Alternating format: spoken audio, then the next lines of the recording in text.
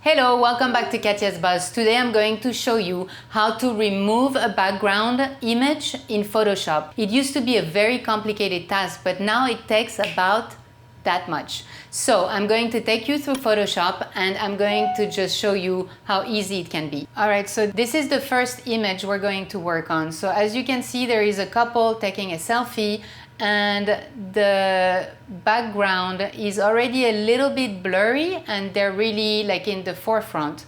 So in order to remove the background, you just go to select and mask.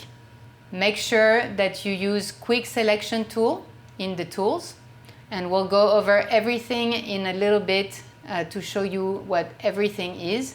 But for starters, let's go into quick selection tool, otherwise you don't have access to this, which is really the secret button. And then all you have to do is select subject, and voila. So now if you want to make sure your subject is well defined, you just use an overlay and you can change the opacity so you see the difference between the background and the overlay.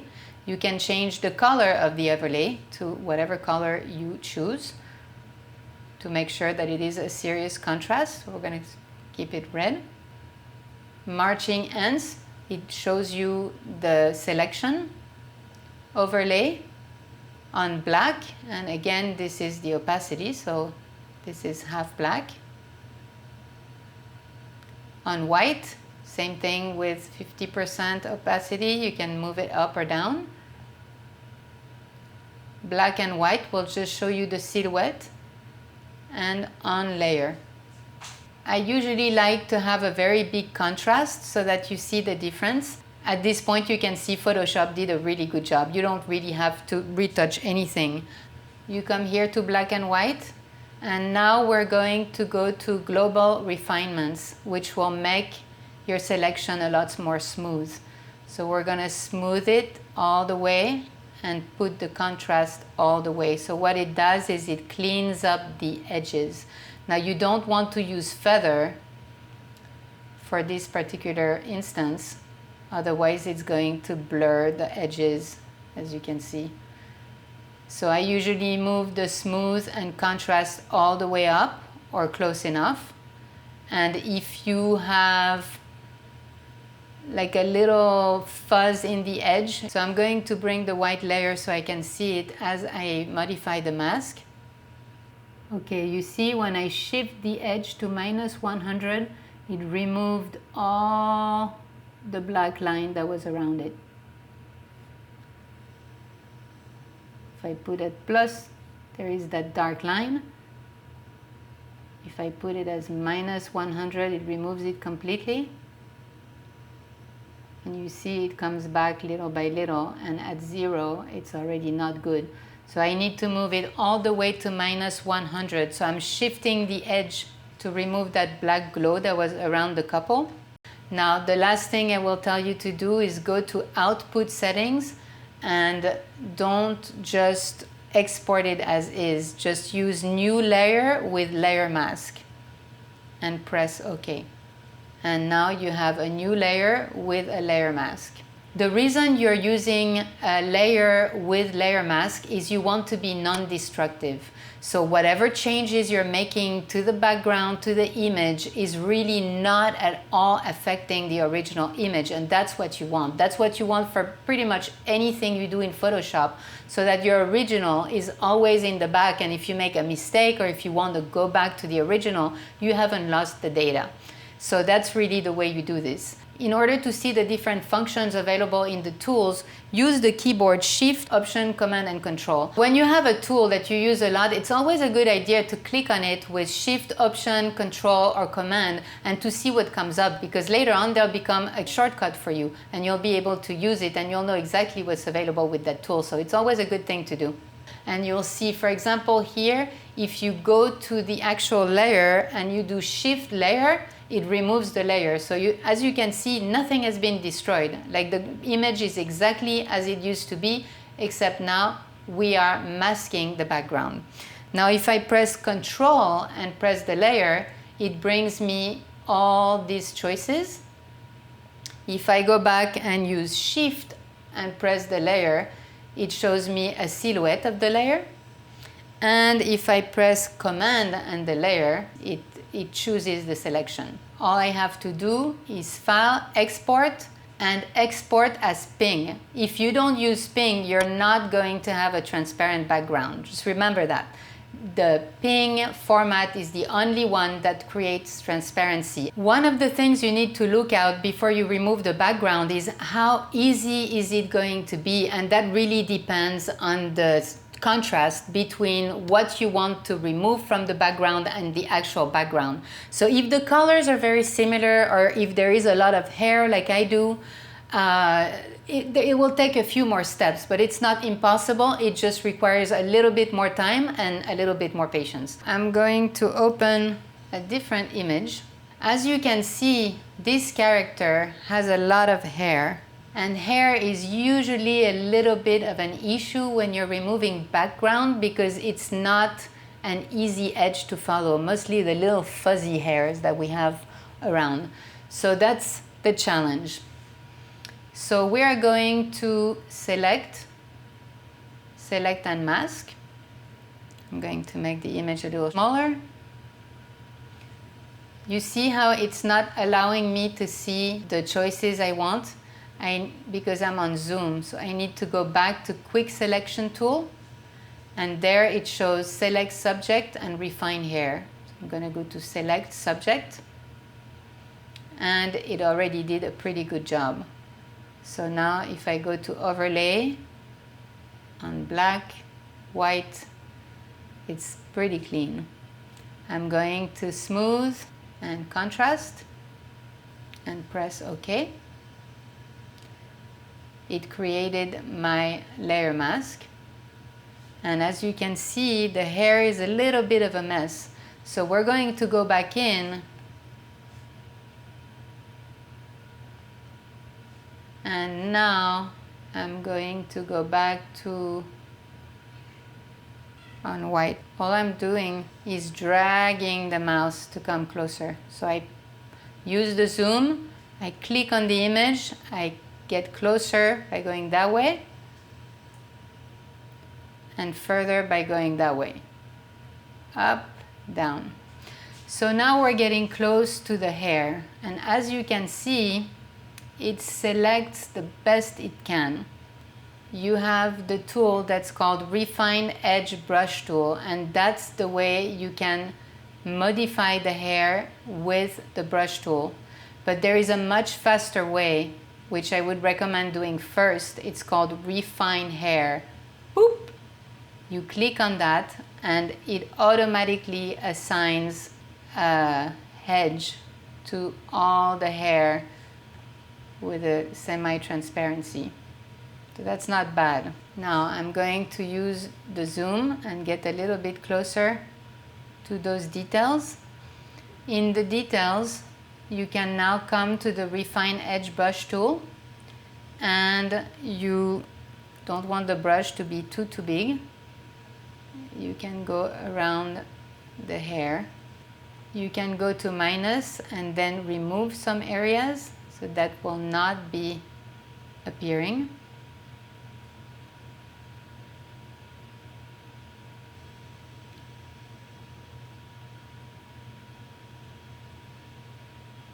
There are maybe instances where you want to remove those fuzzes. And so you go around and you just tell it that you do not want to see these details. And if you want to put them back, you press on plus and you come back. And as you see, it assigns the hair one by one. So I'm not going to take the time to go through the specific minutiae of making this image perfect, but if you want to do a really good job removing a background that's a little complex, you can take the time and really go through every strand of hair and make it exactly the way you want it. It depends on the project you're working on and the time you want to spend on it. Now that you know the easy way, we're going to go into the more complex way that's more manual, so you know how the tools work and what they do. So instead of doing select subject, we're going to see what that quick selection tool means. I'm going to press on the bracket to make my selection tool larger, and I'm just going to go over the hair, and as you can see, it's choosing very intelligently the parts that will be masked. I'm going to press minus and hide her. Minus does the opposite, it removes her. Whoop. The brush tool is if you want to really paint it yourself. So this is really like a paintbrush. So you have the availability of changing the size, the hardness, the spacing, the roundness, the angle, just like if you were in the painting tool. Same thing, when you press minus, it removes those areas. That works really well when you want to add or delete really specific details. Like for example, if you want to add a strand of hair like this, you can paint it by hand. And then you can go to minus, and you can go and remove the edges.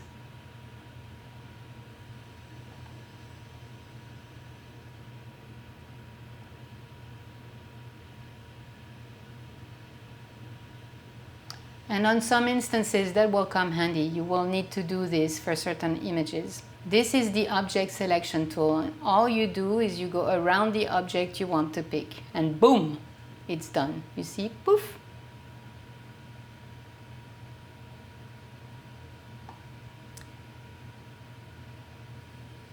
It tries its best to discover what can be added or removed.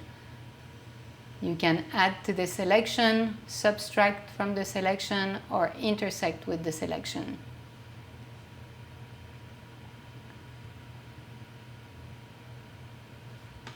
You can do the lasso, which pretty much picks what's in there. Now let's pretend your image doesn't have a good selection on the hair at the end. What you do is you come a little closer to your image. You use the Refine Edge brush tool. You make it a decent size for the project you're working on. And you just go around the edge. And as you can see, it recognizes the strands of hair that need to be picked up. You see? Little by little, it recognizes them and brings them back in the fold. So all you have to do is come close enough and do it a couple of brush strokes at a time, and the hair comes back.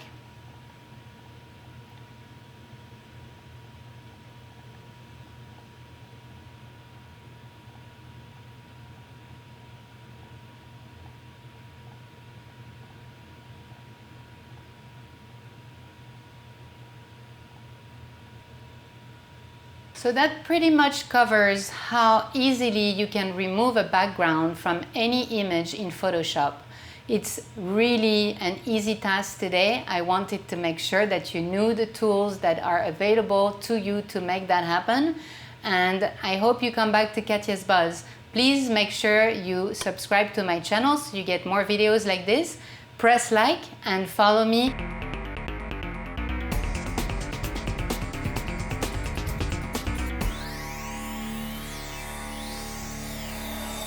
So now, if you don't mind, take a second to write me a comment below to let me know how you find these tools. I know that a few years ago, it was taking hours to do something like this. You had to do everything manually, and the hair situation was an absolute nightmare. I'm really impressed at how Photoshop was able to make this done like this. It's an intelligent tool. It does everything for us, and it makes this so incredibly easy. So please let me know what you think, and let me know if you're having any issues with the tool and if I can help in any way.